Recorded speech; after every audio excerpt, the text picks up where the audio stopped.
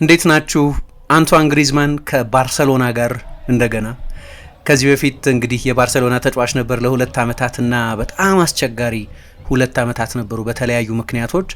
አሁን ከዚህ የውድድር ዘመን ማብቃት በኋላ ወደ አሜሪካ ይሄዳል። በሜጀር ሊግ ሶከር ኦርላንዶ ሲቲ ለሚባለው ቡድን ይጫወታል። ከአትሌቲኮ ማድሪድ ጋር በጣም መጥፎ ትውስታዎች ያሉትን ባርሰሎናን በመጨረሻ ዳንሱ በ3 ምዕራፎች ይገጥማል። ዘ ላስት ዳንስ የሚባለውን አገላለጥ ስለሚወዱት ማለት ነው። አንደኛውን ተጫውቷል ባለፈው ቅዳሜ በላሊጋ በሁለቱ ቡድኖች መካከል በሜትሮፖሊታኖ የተደረገው ጨዋታ ነው።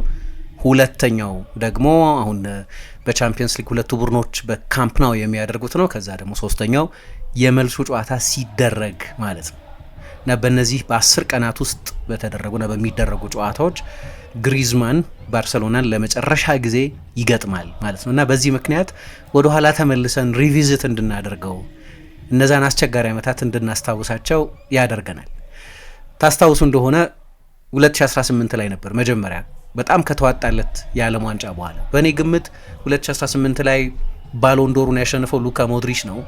እኔ በጠቅላላው ባለኝ እምነት ባሎንዶር ለአንድ ተጫዋች ብቻ የሚገባ ሽልማት ነው ብዬ አላምንም። የግል ሽልማት ላይ ያለኝን ሪዘርቬሽን ብዙ ጊዜም እናገራለሁ። መቼስ የቡድን ስፖርት ውስጥ የግል ሽልማት በጣም ተገቢ አይመስለኝም እና ማወዳደርን በጣም ያስቸግራል። የተከላካይን ኃላፊነት ከአጥቂ ኃላፊነት ጋር፣ የክንፍ ተጫዋችን ሚና ከአማካይ ተከላካይ ሚና ጋር እንደዚህ።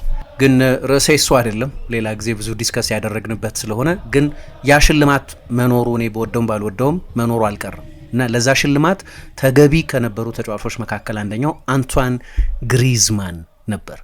በጊዜው ከአትሌቲኮ ማድሪድ ጋር ዩሮፓ ሊግ አሸንፏል። ከሁሉ በላይ የፈረንሳይ ብሔራዊ ቡድን ዋና ሰው ሆኖ ደግሞ የዓለም ዋንጫውን አሸንፏል። በቡድንም በግልም በጣም የተዋጣለት የውድድር ዘመን ነበር እና ከዚያ የውድድር ዘመን ማብቃት በኋላ ለአመታት ለአትሌቲኮ ማድሪድ ሲጫወት ቆይቶ 2014 ላይ ነበር ከሪያል ሶሲዳድ ወደ አትሌቲኮ ማድሪድ የተዘዋወረው እና ወደ ባርሰሎና ሊዘዋወር ተስማማ። ወሬዎች ነበሩ ከዓለም ዋንጫው መጀመርን በፊት። እንዲያውም የፈረንሳይ ብሔራዊ ቡድንን ዝግጅት ጭምር ያወከ ነው የነበረው። ተጫዋቹ ወደ ባርሰሎና ሊሄድ ይችላል የሚለው ወሬ ረጅም ጊዜ ሲወራ የቆየ ነው።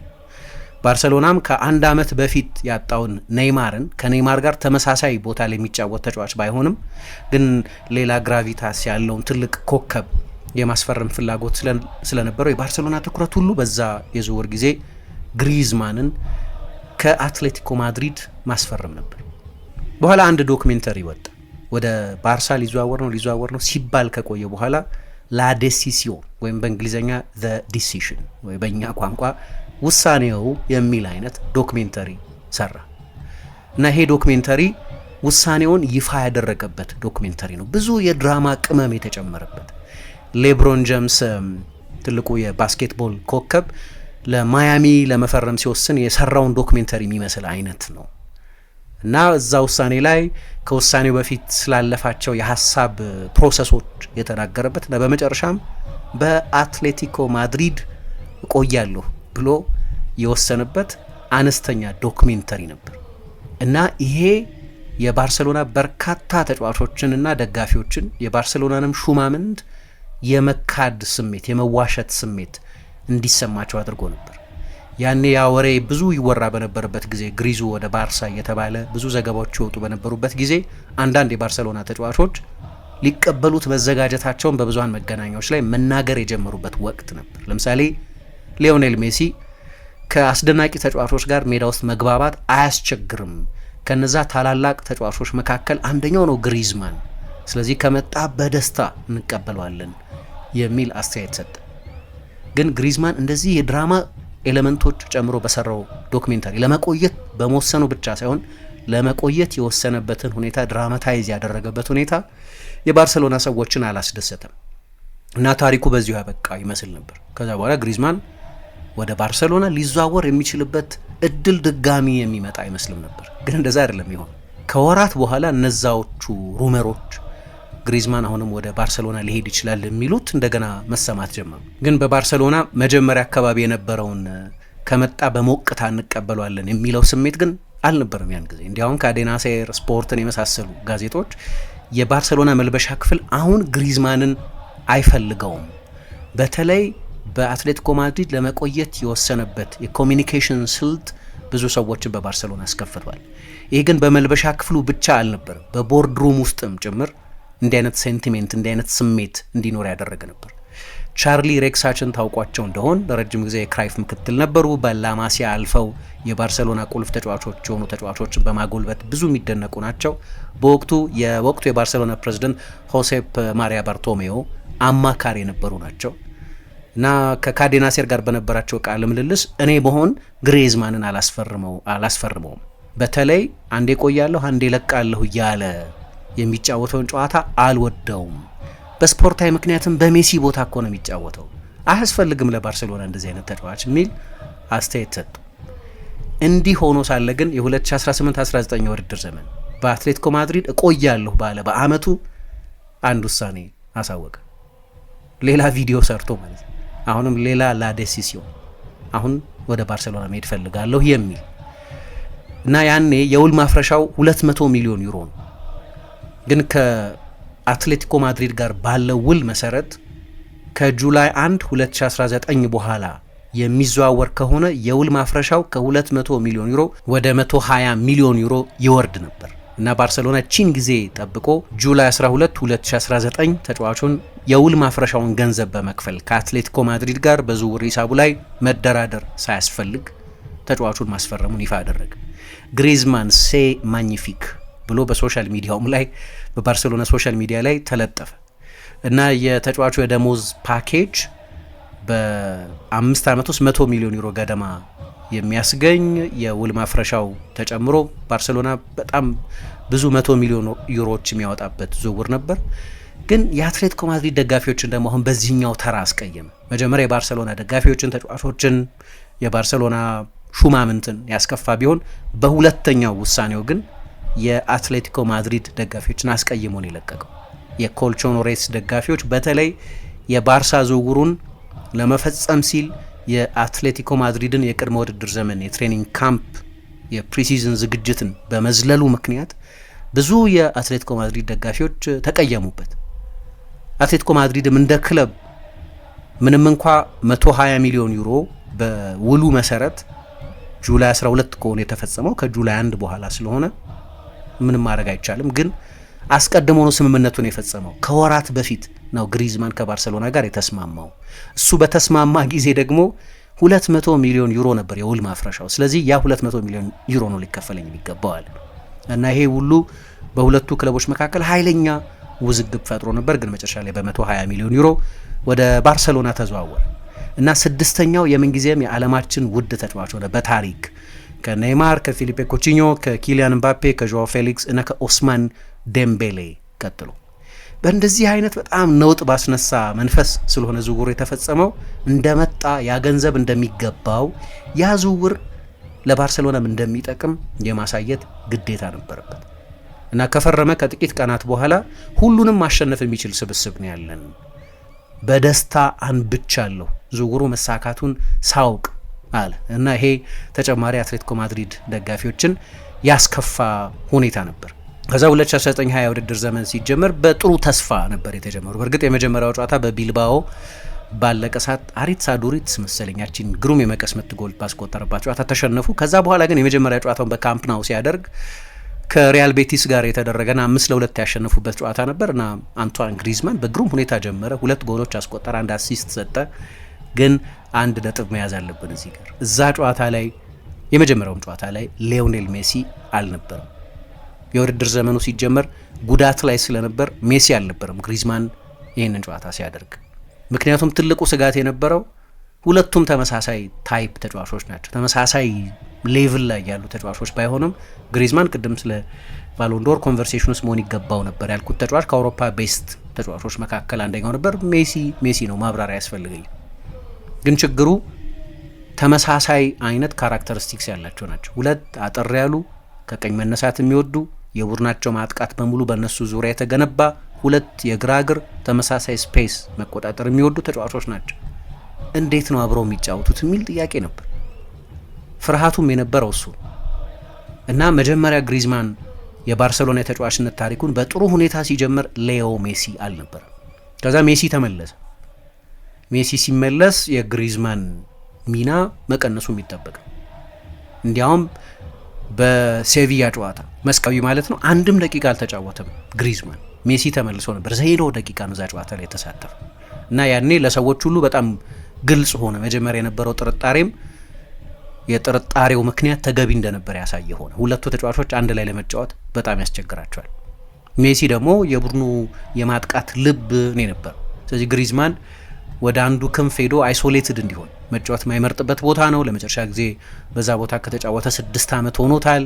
ከ6 ዓመት በፊት የነበረው ፍጥነት ላይ አይደለም ያለው። ምንም እንኳ በእድሜ የገፋም ባይሆን ግን እንደ ወጣት የአትሌት የክንፍ ተጫዋች አይነት ካራክተሪስቲክስ አልነበረም የነበረው። ስለዚህ ዝም ብሎ የሚዋልል ተጫዋች ሆነ እና ከሜሲ ጋር የነበረውም ግንኙነት ጥሩ አይደለም በሚል ብዙ ዘገባዎች ከካታሎኛ ፕሬሶች እንሰማ ነበር። እሱም ቁጥብ ነው፣ እኔም ቁጥብ ነኝ። ስለዚህ ከሱ ጋር ጓደኝነት መመስረት በሁለታችንም ባህሪ ምክንያት ሊሆን አልቻለም የሚል አስተያየት ሰጠ። እሱ የሚያወራው እዚህ ጋር ከሜዳ ውጪ ስላለ ጓደኝነት ነው። ግን ሜዳ ውስጥም በሁለቱ ተጫዋቾች መካከል የሚሰራ ኬሚስትሪ መፈጠር አልቻለም እና በዛ ሰሞን በሰጠው አንድ ቃለ ምልልስ ላይ አትሌቲኮ ማድሪድን እኮ የለቀኩት ቻምፒየንስ ሊግ ላሸነፈው የበለጠ ዋንጫዎች ለማሸነፍ በመመኘት አይደለም፣ የመጣሁት አዲስ የጨዋታ ስታይል ለመለማመድ፣ የእግር ኳስ አረዳዱ ለየት ባለ ሁኔታ ውስጥ ወዳለ ቡድን ለመምጣት፣ አዲስ ፍልስፍና ለመማር፣ ለመሻሻል፣ በግሌም አዲስ አድቬንቸር ውስጥ ለማለፍ በመፈለጌ ምክንያት ነው አለ እና ሲመጣ ያው እንዲህ አይነት ገንዘብ ከከፈላችሁበት፣ በታሪክ 6ኛው ውድ ተጫዋች ካደረጋችሁት፣ 120 ሚሊዮን ዩሮ ከከፈላችሁበት በትልልቅ ጨዋታዎች ላይ እንዲጎላ በማሰብ ነው የመጣው። በተለይ የትልልቅ ጨዋታዎች ሪከርዱ ጥሩ አልነበረም። በመጀመሪያው ሲዝን በቻምፒየንስ ሊግ 1 ጎል ብቻ ነበር ያስቆጠረው። 1 ጎል ብቻ ነበር ያስቆጠረው እና ብዙ ጊዜ ጨዋታም አይጨርስም ከጀመረ እንኳን። ለምሳሌ በአንዳንድ ጠቃሚ ጨዋታዎች ላይ ከሌጋኘስ ጋር ተቸግረው ነበር። አሁን በባርሰሎና ተጫዋችነት የመጀመሪያዎቹ ወራት ላይ ቡድኑ ጎሎች ይፈልግ በነበረበት ጊዜ ግሪዝማን ተቀይሮ ወጣ። የመጣው እንዲህ አይነት ጨዋታዎች ላይ የክለች ሞመንት እንዲሰጥ፣ ትልልቅ ጎሎች እንዲያስቆጥር ወይ ምትሃት እንዲሰራ ተብሎ ነው የመጣው። ግን ባርሳ ጎል በሚፈልግበት ወሳኝ የላሊጋ ጨዋታ ላይ ኤርኔስቶ ቫልቬርዴ ቀይሮ አስወጡት። ሲጀመር ጥሩ አልነበር እና ያኔ ነው የስፔን ፕሬስ በተለይ ሜሲ በቃ አይወደውም ተጫዋቹን የሚል ዘገባ ብዙ ማውጣት የጀመሩት። በሁለቱ ተጫዋቾች መካከል ጥሩ ግንኙነት አይደለም ያለው። እንዲያውም መጀመሪያ አካባቢ ቅድም መነሻ ላይ የጠቀስኩት ላዴሲሲዮን ብሎ የጠቀሰው ከባርሰሎና ጋር ስሙ ሲያያዝ ቆይቶ በዛው በአትሌቲ ለመቆየት የወሰነበት ሁኔታ በሜሲ አልተወደደም። ምክንያቱ እሱ ነው፣ ያለመጣጣማቸው የነገር ስር እሱ ነው፣ እንደዚህ የሚሉ ዘገባዎች ይወጡ ነበር። ማረጋገጥ አንችልም ሁለቱም ተጫዋቾች በግልጽ ስለዚህ ሁኔታ እስካልተነጋገሩ ድረስ። ሁለቱም ይከባበሩ ነበር ይባላል፣ ግን ያን ያህል መጣጣም አልነበራቸው ሜዳ ውስጥም ከሜዳ ውጭ። ከዛ 2020 መጣ። በግሪዝማን የተጫዋችነት ታሪክ መጥፎ ዓመት ሳይሆን አይቀርም በቡድንም በግል። መጀመሪያ አሰልጣኙ ኤርኔስቶ ቫልቬርዴ ከኃላፊነታቸው እንዲሰናበቱ ሆነ።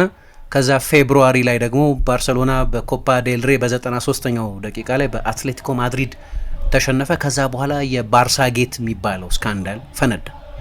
ያ ስካንዳል የሐሰተኛ የሶሻል ሚዲያ አካውንቶች ተፈጥረው እና በአብዛኛው ባርቶሜዮ እነዚህን የሶሻል ሚዲያ አካውንቶች ስፖንሰር እያደረጉ የባርሰሎናን ትልልቅ ተጫዋቾች ሜሲን፣ ፒኬን፣ ሌሎቹንም የሚያጥላላ ዘመቻ የሚያደርጉ የሶሻል ሚዲያ አካውንቶችን እንማስ ፈጥረው ወይም ይህንን ለሚያደርጉ የፒአር ካምፓኒዎች ገንዘብ ከፍለው፣ የሚገርም ነው። የእርስ በርስ ጦርነት ይመስላል አይደለም? ይሄ ወሬ መወራት ጀመረ። ከዛ ደግሞ በክለብ ውስጥ አንዳንድ የሙስና የጉቦ ቅሌት ያለባቸው ሰዎች አሉ ተባለ፣ ዳይሬክተሮቹን ጨምሮ። ከዛ ኮቪድ መጣ፣ ከዛ ሎክዳውን መጣና የሊግ እግር ኳስ እንዲታገድ ሆነ። ከወራት በኋላ እግር ኳስ ሲቀጥል በኪኪ ሴቲያን በአዲሱ አሰልጣኝ አይን ግሪዝማን የባርሰሎና ቤንች ነው። ቫልቬርዴን የተኩት እሳቸው ነበሩ።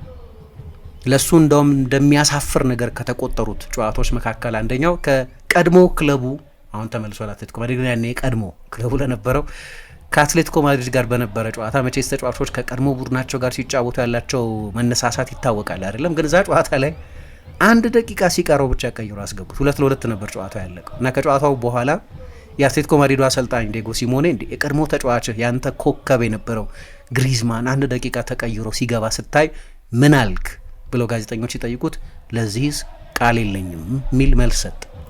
የግሪዝማን ሁኔታ በጊዜው እንደዛ ነው ነበር።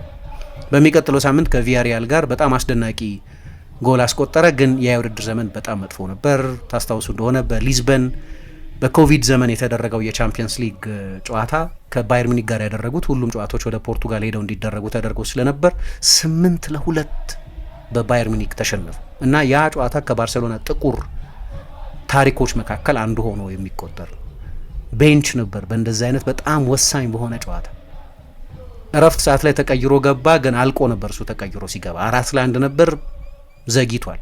እንዲያውም ሁለተኛው አጋማሽ 4-1 ሆነ። 8-2 ያለቀ ጨዋታ ማለት ነው። ባየርን በኋላ የፍሊክ ባየርን፣ አሁን ፍሊክ የባርሴሎና አሰልጣኝ ናቸው፣ ዋንጫ ሳያሸንፍ አጠናቀቀ። ግሪዝማንም በዛ ዓመት በላሊጋው 9 ጎሎችና 4 አሲስቶች ብቻ ነበሩት። ለሱ አይነት ከእንደዚህ አይነት ኢንቨስትመንት በኋላ ለመጣ ተጫዋች በጭራሽ ጥሩ ቁጥር አይደለም እና በተጫዋችነት ታሪኩም ቢሆን ከ10 ዓመት በኋላ አነስተኛውን ስታት ያስመዘገበበት ባርሴሎና ዋንጫ ሳያጠናቅቅ የውድድር ዘመኑ የተቋጨበት የውድድር ዘመን ሆነ። የመጀመሪያው የግሪዝማን ሲዝን እንዲህ ያለ ሲዝን ነው የነበረው።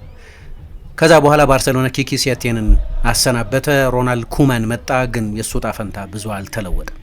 2020-21 የውድድር ዘመን ሲጀመር በመጀመሪያዎቹ 5 የላሊጋ ጨዋታዎች አንድም ጎል አንድም አሲስት አልነበረም። ከዛ ለምሳሌ ትልቁ ጨዋታ በካምፕ ናው የኤል ክላሲኮ ጨዋታ ሲደረግ 9 ደቂቃ ብቻ ነው የተጫወተው። የመጣው ለእንደዚህ አይነት ጨዋታዎች ነው፣ የመጣው ለዋንጫዎች ነው እና ያ ወሬም አልቀረም ከሜሲ ጋር ያለው ግንኙነት ጥሩ አይደለም የሚለው። አንድ የቀድሞ አማካሪው ኤሪክ ኦልሃትስ የሚባል አንድ ቃለ ምልልስ ሰጠና በባርሴሎና የሜሲ አምባገነንነት አለ፣ ለዚህ ነው ያልተሳካለት፣ ተጽዕኖ ወሰን አልባ ነው፣ ሬን ኦፍ ቴረር የሽብር ዘመን ነው የሚል አስተያየት ሰጠ። ከዛ ከጥቂት ቀናት በኋላ ደግሞ የግሪዝማን አባት አንድ ዶክሜንታሪ M6 ላይ ተሰርቶ ነበር እና እዛ ላይ ከመጀመሪያዎቹ 6 ወራት በኋላ አንቷን በባርሴሎና እንደማይሳካለት አውቄ ነበር፣ ግን አመት ይቆያል ይሄ ችግር የሚል ግምት አልነበረኝም፣ ግን ሜሲ እያለ ሊሳካለት አይችልም ነበር ብለው ደግሞ እሳቸውም እንደ አይነት አስተያየት ሰጡ። በኋላ ግሪዝማን እየወጣ ማስተባበል ነበረበት። እንደ እድል ሆኖ ሊዮኔል ሜሲን እንደማከብረው ያውቃል፣ ከሱ ብዙ እንደምማር ያውቃል። አጎቴ ያለ ስለ እግር ኳስ አንድም ነገር የማያውቅ ነው። እነዚህ ሰዎች የሚሰጡት አስተያየት ከኔ ጋር ግንኙነት እንደሌለው ለሌዮ ነግሬዋለሁ የሚል አስተያየት ሰጠ። ለባርሴሎና በፈረምኩ ሰሞን እዛ 2018 ላይ ስለተፈጠረው ነገር ያንን ዶክሜንተሪ ስለሰራበት በአትሌቲኮ ማድሪድ ለመቆየት ስለወሰነበት ውሳኔ አስረድቼው ነበር። አዝኜብሃለሁ፣ ተበሳጭቼ ነበር በዚያ ውሳኔ ብሎ ነግሮኛል። ስለዚህ በዛ ጉዳይ ላይም ተነጋግረን ቅሬታው ተፈቷል የሚል አስተያየት ሰጠና ግን ሜዳ ውስጥ ብዙ የሚሳካለት ሊሆን አልቻለም። በዛ የውድድር ዘመንም ባርሴሎና በፔዤ ታስታውሱ እንደሆነ ኤምባፔ ሃትሪክ በሰራበት ጨዋታ 5-2 ተሸንፎ ከቻምፒየንስ ሊግ ውጪ ሆነ። 2021 ላይ መጠነኛ መሻሻል ነበር። በመጀመሪያዎቹ 6 የላሊጋ ጨዋታዎች 5 ጎሎች አስቆጥሮ ነበር የጀመረው። በኮፓ ዴል ሬ ከግራናዳ ጋር በነበረ ጨዋታ 2 ጎሎችና 2 አሲስቶች ነበሩት። 5-2 ነበር በተጨማሪው ሰዓት ያሸነፉት። ሴቪያን በፍጻሜ ግማሽም ባሸነፉ ጊዜ በጣም ጥሩ ነበር። በፍጻሜው ጨዋታ አትሌቲክ ቢልባውን ሲያሸንፉ በዛ ዓመት ባርሴሎና ያሸነፈው ብቸኛው ዋንጫ ነበር። እዛም ጨዋታ ላይ 4-0 ነው ባርሴሎና ያሸነፈው፣ የመጀመሪያውን ጎል ያስቆጠረ። ስለዚህ ይሻል ነበር። በተለይ ከጃንዋሪ እስከ ውድድር ዘመኑ መጨረሻ ድረስ ባለው ጊዜ 23 የጎል ተሳትፎ ነበር። 13 ጎሎች ያስቆጠረ፣ 10 አሲስቶች ሰጠ እና መጨረሻ ላይ የሱ ቴክ ኦፍ ነው ተባለ። በተለይ ደግሞ ሜሲ ከባርሴሎና በዛ ሁኔታ ለቆ ወደ ፓሪስ ሳን ጀርማን ሲጓዝ በመጨረሻ አሁን ያ ክላሽ ሊያበቃ ነው። ተመሳሳይ ቦታ ላይ የሚጫወቱ ተጫዋቾች ናቸው፣ ለዚህ ነው ኬሚስትሪ ያልተፈጠረው የሚለው ጉዳይ ሊያበቃ ነው ሜሲ ስለለቀቀ። ነገር ግን የባርሴሎና ደጋፊዎች በሜሲ መልቀቅም ጊዜ ጥፋተኛ አድርገው ከወቀሷቸው ሰዎች መካከል አንደኛው ግሪዝማን ነበር። በሱ ጥፋት አይደለም፣ ነገር ግን የሚከፈለው ደሞዝ ከፍተኛ በመሆኑ ምክንያት ባርሴሎና ለሜሲ ላሊጋው የሚያጸድቀው አዲስ ኮንትራት ማቅረብ አልቻለም። ስለዚህ ግሪዝማን እንደ ስኬፕ ጎት ተቆጠረ እና የአሁን የግሪዝማን ኃላፊነት ያን ጊዜ ከሜሲ መልቀቅ በኋላ በፍጥነት ሜሲን ማስረሳት እንኳ ባይቻል፣ ነገር ግን ያንን ኃላፊነት ለመረከብ እንደሚችል የማሳየት በርደን ኦፍ ፕሩፍ ነበረበት።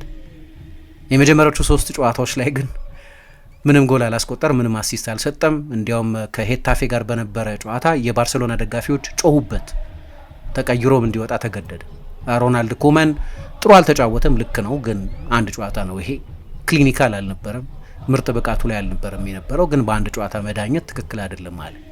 ግን ከሜሲ መልቀቅ በኋላ የነበረው ግምት ከዚህ በኋላ ግሪዝማን የባርሴሎና ወሳኝ ተጫዋች ይሆናል የሚል ነው። ግን በሚያስገርም ሁኔታ ኦገስት 29 ወደ አትሌቲኮ ማድሪድ ሊመለስ ነው፣ የዝውውር ጊዜው ሊዘጋ 2 ቀናት ብቻ እየቀሩት እንዲህ አይነት ወሬ መሰማት ጀመረ።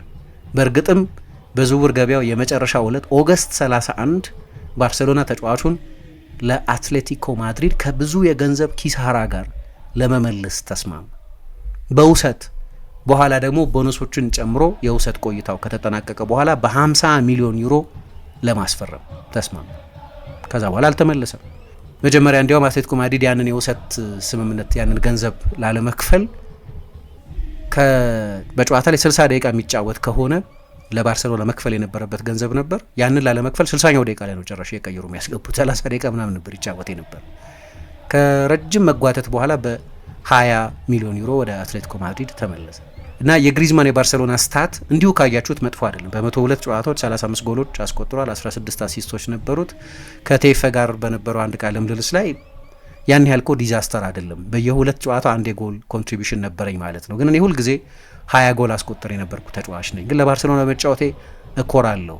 አስደናቂ የቡድን ጓደኞች ነበሩኝ፣ ምንም እንኳ ከአንዳንዶቹ ተጫዋቾች ጋር የነበረኝ ግንኙነት የተወሳሰበ ቢሆንም አልከፋም በባርሴሎና ዝውውር የሚል አስተያየት ሰጠ። ግን ታሪክ ሲያስታውሰው እንደ ጥሩ ጋብቻ የሚያስታውሰው አይመስለኝም እና ሁልጊዜ ከባርሴሎና ጋር የሚደረጉ ጨዋታዎች ለሱ እንደ ሪቬንጅ እንደ በቀል ናቸው ይባላል። እስካሁን ድረስ ሆኖለት በሚገባ የተበቀለ አይመስለኝም። እስካሁን ድረስ ከባርሳ ጋር በተደረጉ ጨዋታዎች ከየትኛውም ቡድን በላይ ብዙ የተሸነፈው በባርሴሎና ነው። 38 ጨዋታዎች አድርጎ 24 ሽንፈቶች ገጥመውታል። ግን አሁን ባርሴሎናን ካሸነፈ የባርሳ ሰዎች ለምን ለቀቅ ነው ብለው የሚቆጩ አይመስለኝም። የዛ የነበረው ታሪክ የተዋጣለት ስላልነበር። ግን ከአትሌቲኮ ማድሪድ ጋር በአትሌቲኮ ማድሪድ ታሪክ ትልቁ ተጫዋች ተብሎ ሊታወስ ይችል ይሆናል። የቡድኑ የምንጊዜም ከፍተኛ ጎል አስቆጣሪ ነው። የአትሌቲኮ ማድሪድ ደጋፊዎችን በመጨረሻ ይቅር ብለውታል። የአትሌቲኮ ማድሪድ ደጋፊዎችም ናቸው አቂመውበት የነበሩት። ሲመለስ እንዲሁም ደስተኞች አልነበሩ። መጀመሪያ አካባቢ እዛ ዋንጫዎች፣ ትልልቅ ዋንጫዎች አላሸነፍም። በሚገርማችሁ ሁኔታ አንድ ዋንጫ ብቻ ነው ያሸነፈው፣ ሱፐር ካፖችን ካልደምር። ሁለቱንም ላሊጋዎች ባሸነፉበት ጊዜ ግሪዝማን የዛ ቡድን ተጫዋች አልነበረም። 2014 ላይ የሪያል ሶሲዳድ ተጫዋች ነበር። 2021 ላይ የባርሰሎና ተጫዋች ነበር። ያሸነፈው የ2018ቱን ዩሮፓ ሊግ ብቻ ነው። በዚህኛው የውድድር ዘመን ግን የመጨረሻ የአትሌቲኮ ማድሪድ ተጫዋችነት ዘመኑን በዋንጫዎች መቋጨት የሚችልበት እድል አለው። ባርሰሎናን አሸንፎ ከውድድር ውጭ ማድረግና የቻምፒየንስ ሊግ ዋንጫን ማሸነፍ፣ ይህንን ካደረገ በአትሌቲኮ ማድሪድ ታሪክ አንዲስፒዩተብል ሌጀንድ፣ ከተከራካሪ የሌለው ሌጀንድ የሚሆን ይመስለኛል። ምክንያቱም አትሌቲኮ ማድሪድ ቻምፒየንስ ሊግ አሸንፎ አያውቅም። እንዲያውም ብዙ ስብራቶች አሉበት። 1974፣ 2014፣ 2016 የአውሮፓ ትልቁ የክለቦች ውድድር ፍጻሜ ላይ እየደረሰ ያለማሸነፍ ታሪክ ነው ያለው። ስለዚህ ያንን ሁሉ መቋጨት የሚችልበት እድል አለው። ከዛ በሚቀጥለው ሳምንት በዚህኛው በያዝነው ሳምንት መጨረሻ ደግሞ ከሪያል ሶሴዳድ ጋር የኮፓ ዴል ሬይ የፍጻሜ ጨዋታ ይደረጋል። ዋንጫዎች ጨምሮ መልቀቅ የሚችልበት እድል አለ። ታላቅ ተጫዋች ነው፣ ምንም ጥያቄ የለውም። ግን የባርሴሎና ታሪኩ በባርሴሎና ደጋፊዎችም በራሱም በፍቅር በውብ ትዝታ የሚታወስ አይመስለኝም። ግን የመጨረሻ ዳንሱ አሁን ከባርሴሎና ጋር የሚያደርጋቸው 2 ጨዋታዎች ይሆናሉ ማለት ነው፣ ባርሳን መግጠምን በተመለከተ።